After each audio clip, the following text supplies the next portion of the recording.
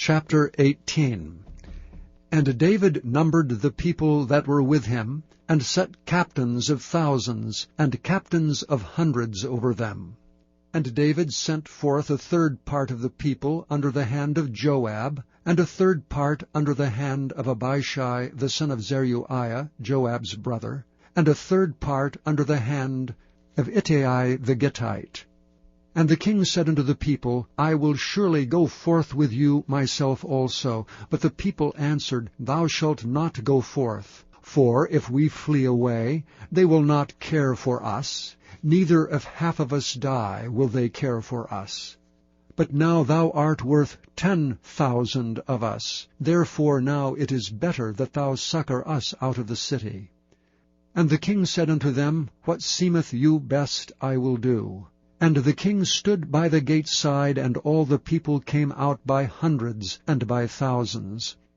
And the king commanded Joab and Abishai and Ittai, saying, Deal gently for my sake with the young man, even with Absalom. And all the people heard when the king gave all the captains charge concerning Absalom. So the people went out into the field against Israel, and the battle was in the wood of Ephraim, where the people of Israel were slain before the servants of David, and there was there a great slaughter that day of 20,000 men. For the battle was there scattered over the face of all the country, and the wood devoured more people that day than the sword devoured. And Absalom met the servants of David, and Absalom rode upon a mule, and the mule went under the thick boughs of a great oak, and his head caught hold of the oak, and he was taken up between the heaven and the earth, and the mule that was under him went away. And a certain man saw it, and told Joab, and said, Behold, I saw Absalom hanged in an oak. And Joab said unto the man that told him, And behold, thou sawest him, and why didst thou not smite him there to the ground? And I would have given thee 10 shekels of silver and a girdle. And the man said unto Joab, Though I should receive 1,000 shekels of silver in mine hand, yet would I not put forth mine hand against the king's son. For in our hearing the king charged thee and Abishai and Ittai, saying, Beware that none touch the young man Absalom. Otherwise I should have wrought falsehood against mine own life. For there is no matter hid from the king, and thou thyself wouldst have set thyself against me. Then said Joab, I may not tarry thus with thee. And he took 3 darts in his hand, and thrust them through the heart of Absalom, while he was yet alive in the midst of the oak. And 10 young men that bare Joab's armor compassed about, and smote Absalom, and slew him. And Joab blew the trumpet, and the people returned from pursuing after Israel, for Joab held back the people. And they took Absalom, and cast him into a great pit in the wood, and laid a very great heap of stones upon him. And all Israel fled every one to his tent. Now Absalom, in his lifetime, had taken and reared up for himself a pillar, which is in the king's dale, for he said, I have no son to keep my name in remembrance. And he called the pillar after his own name, and it is called unto this day Absalom's place. Then said Ahimaaz the son of Zadok, Let me now run, and bear the king tidings, how that the Lord hath avenged him of his enemies.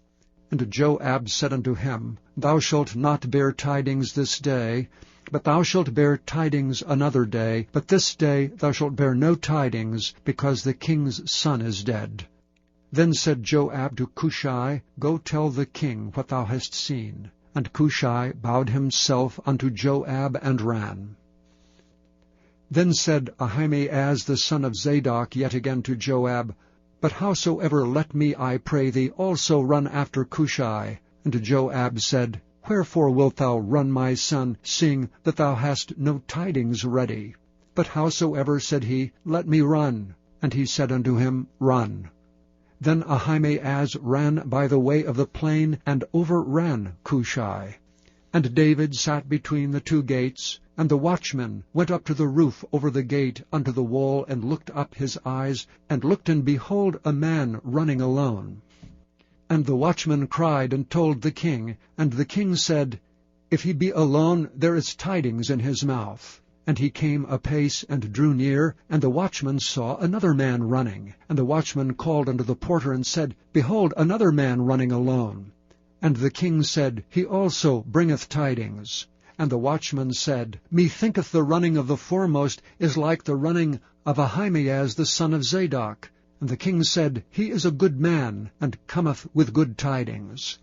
And Ahimaaz called, and said unto the king, All is well. And he fell down to the earth upon his face before the king, and said, Blessed be the Lord thy God, which hath delivered up the men that lifted up their hand against my lord the king. And the king said, Is the young man Absalom safe? And Ahimaaz answered, When Joab sent the king's servant and me thy servant, I saw a great tumult, but I knew not what it was.